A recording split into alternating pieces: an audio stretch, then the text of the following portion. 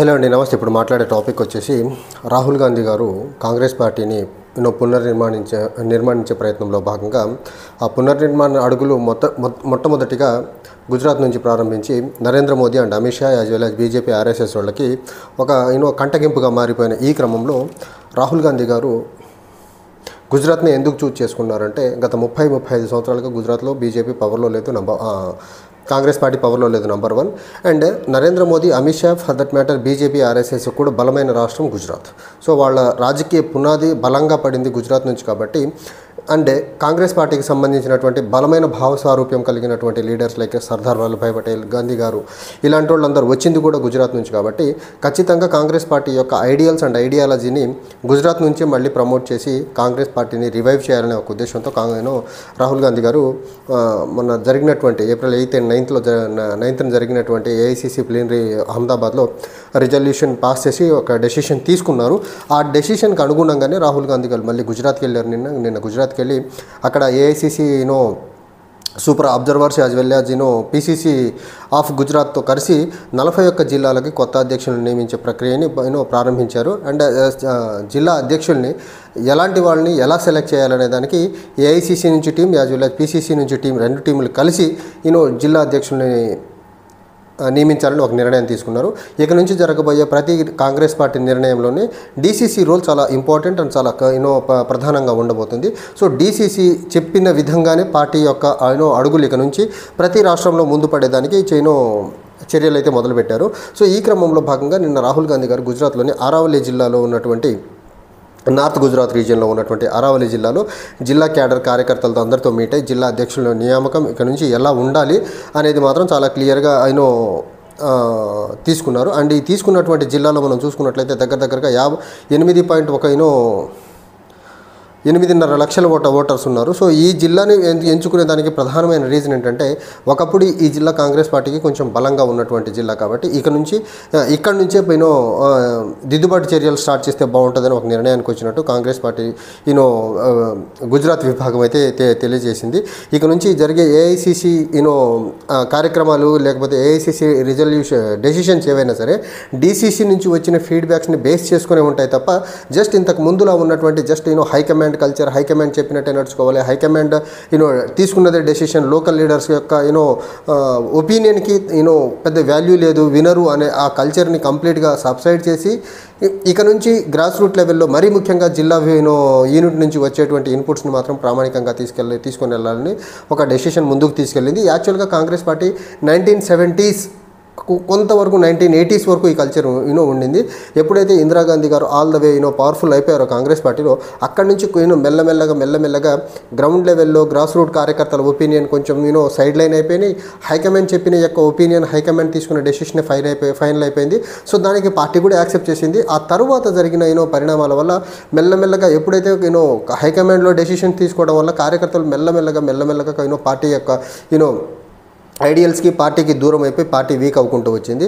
So ఈ జరిగిన తప్పుని మళ్ళీ రెక్టిఫై చేయాలి అనే ఒక ఉద్దేశంతో రాహుల్ గాంధీ గారు ఒక ఫామ్ డెసిషన్ అయితే తీసుకున్నారు. ఈ డెసిషన్ తీసుకుని ముందుకెళ్లే ప్రయత్నంలో భాగంగా ఇక నుంచి సర్వాధికారాలు డిస్ట్రిక్ట్ కమిటీకి ఎంపవర్ చేయాలి. At the same time poll debacles ఎలక్షన్స్లో ఓడిపోయిన బాధ్యత కూడా డిస్ట్రిక్ట్ కమిటీస్ తీసుకోవాల్సి ఉంటుందనేసి మాత్రం చాలా క్లియర్గా ఒక మెసేజ్ పంపే ప్రయత్నం అయితే చేశారు.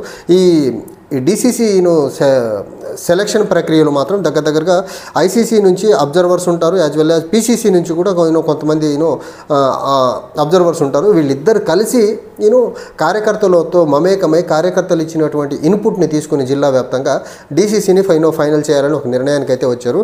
ఇది కొంతవరకు బీజేపీకి కొంత ఇబ్బంది కలిగించే అంశం. ఎందుకంటే ఇది జస్ట్ గుజరాత్ వరకే ఈ ఎక్స్పెరిమెంట్ చేస్తారని కాదు, అక్రాస్ ఇండియా ఇదే ఎక్స్పెరిమెంట్ ఇదే విధానంతో ముందుకెళ్లాలని ఒక నిర్ణయానికి వచ్చినటువంటి కాంగ్రెస్ పార్టీ డెఫినెట్గా ఎంతో కొంత కార్యకర్తల్లో ఇప్పటి వరకు కొంచెం స్తబ్దతగా కొంచెం సైలెంట్గా ఉన్నటువంటి క్యాడర్ అండ్ కార్యకర్తలతో ఒక రకమైన ఎనర్జీని నింపినట్టు ఉంటుంది. సో దట్ మళ్ళీ పార్టీ రివైవ్ అవ్వడం మొదలు పెడితే ఖచ్చితంగా బీజేపీ యొక్క ఆటలు రాజకీయంగా దేశవ్యాప్తంగా సాగు. మరీ ముఖ్యంగా ఈ బీజేపీ గ్రౌండ్ లెవెల్లో చేసేటువంటి దుష్ప్రచారాలు, అబద్ధ ప్రచారాలు, వాట్సాప్ యూనివర్సిటీలో స్ప్రెడ్ చేసేటువంటి ఫేక్ మెసేజెస్ ఏవైతే ఉన్నాయో వాటన్నిటికి మాత్రం కొంత ఫుల్ స్టాప్ పడేదానికి ఆస్కారం ఉంది. At the same time Congress party ఎప్పుడైతే డీసీసీని స్ట్రెంథెన్ చేసి డీసీసీ సెంట్రిక్గా రాజకీయాలు జరుగుతుందో ఖచ్చితంగా డీసీసీ ప్రభావం ఖచ్చితంగా వార్డు లెవెల్ వరకు పర్కులేట్ అవుతుంది. కాబట్టి ఖచ్చితంగా ఇక నుంచి కాంగ్రెస్ పార్టీ ఐడియల్స్ కూడా గ్రాస్ రూట్ లెవెల్లో ప్రజలకు రీచ్ అయ్యేదానికి ఆస్కారం ఉంటుంది. అప్పుడు ప్రజలు ఖచ్చితంగా బీజేపీ ఏంటి, కాంగ్రెస్ ఏంటి, బీజేపీ యొక్క భావజాలం ఏంటి, కాంగ్రెస్ యొక్క భావజాలం ఏంటి అని ప్లస్ అండ్ మైనస్లన్నీ వే చేసి చూసినప్పుడు ఖచ్చితంగా ప్రజలు బీజేపీకి కొంచెం డిస్టెన్స్ అయిపోయి కాంగ్రెస్కి దగ్గర అయ్యేదానికి ఆస్కారం ఉంది. And at the same time Congress పార్టీకి ఇప్పటికీ ఉన్న యాడెడ్ అడ్వాంటేజ్ ఏంటంటే బీజేపీ కన్నా కొన్ని రాష్ట్రాల్లో ప్రజెన్స్ లేదేమో కానీ కాంగ్రెస్ పార్టీకి ప్రతి విలేజ్లో కూడా ఎంతో కొంత ఓటు పర్సంటేజ్ అయితే అది 1, 2 లేకపోతే 10 లేకపోతే ఎంతో తెలియదు కానీ కొంత percentage of presence for the Congress party across India ఉన్నమాట నిజం. సో దాన్ని ఈవెన్ ఫర్ దట్ మ్యాటర్ గుజరాత్లో 30 సంవత్సరాలుగా పవర్లో లేకపోయినా, తమిళనాడులో 50+ సంవత్సరాలుగా అధికారంలో లేకపోయినా ప్రజెన్స్ అయితే ఉంటుంది పార్టీకి. ఆ ప్రజెన్స్ని ఇంకా స్ట్రెంథెన్ చేసుకుని ముందుకెళ్లాలనేదే కాంగ్రెస్ పార్టీ యొక్క ఉద్దేశం. ఆ ప్రయత్నంలో భాగంగానే ఇక నుంచి వార్డు లెవెల్ నుంచి జిల్లా కమిటీ వరకు మాత్రమే డెసిషన్ మేకింగ్ చాలా ప్రధాన పాత్ర పోషిస్తుంది. సో ఈ పర్టికులర్ ఆస్పెక్ట్ ఏదైతే ఉందో రాహుల్ గాంధీ గారు చాలా సీరియస్గా తీసుకుని ముందుకెళ్తున్న క్రమంలో బీజేపీ ఇంకా యాజ్ యూజువల్గా ఫ్యామిలీ పాలిటిక్స్ అని రాహుల్ గాంధీ గారిని డిఫేమ్ చేసేదానికి రకరకాల ప్రయత్నాలు చేస్తూ ఉంది. ఈ ప్రయత్నాలని రాహుల్ గాంధీ గారు ఎక్కడ భయపడేదానికైతే ఆయన సిద్ధంగా లేరనేది మాత్రం ఆయన యాక్షన్ బట్టి అయితే చాలా క్లియర్గా అర్థమవుతుంది.